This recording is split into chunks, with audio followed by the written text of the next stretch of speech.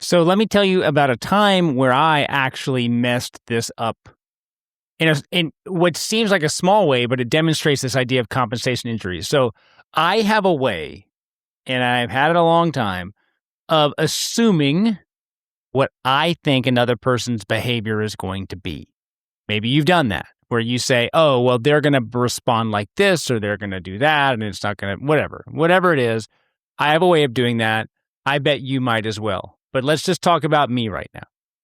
So we were pulling off this event and I wasn't in charge of this event, but I was there, I was attending, I was helping and supporting in whatever appropriate ways I could. The night ends, and I think to myself, well, I bet I'm going to have to close up, lock up, and be sure everything else gets done. Why? Now, I would assume that the person who is in charge didn't think about these last steps, but just thought about the main task. And the main task got done.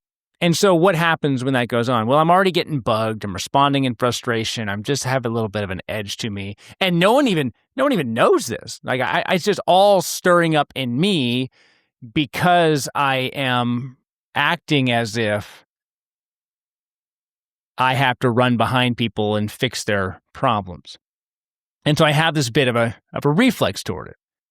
And this can come from lots of different ways, and I don't want to exegete every way that might be the way that it is, but I'm sitting there and another staffer walks up and I say, well, I'm just waiting because I know this is going to happen. And I just kind of leak out my frustration. And as I'm sitting there, the people who are in charge begin to do the thing that I assumed that they were not going to do. And I still laugh about it because of the amount of crow you just have to eat emotionally, and you kind of out yourself to your buddy and you say, this is what I think, and then you're wrong. And we still go back to that event as that time I was wrong.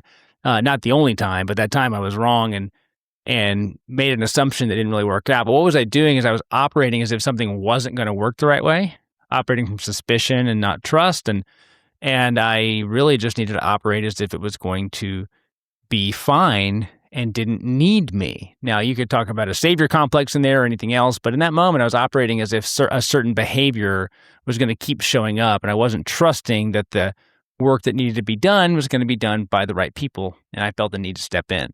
So I'm still learning. You probably are as well in the best way to do this, but that's me, and I hope that serves you to realize that you don't have to be like me.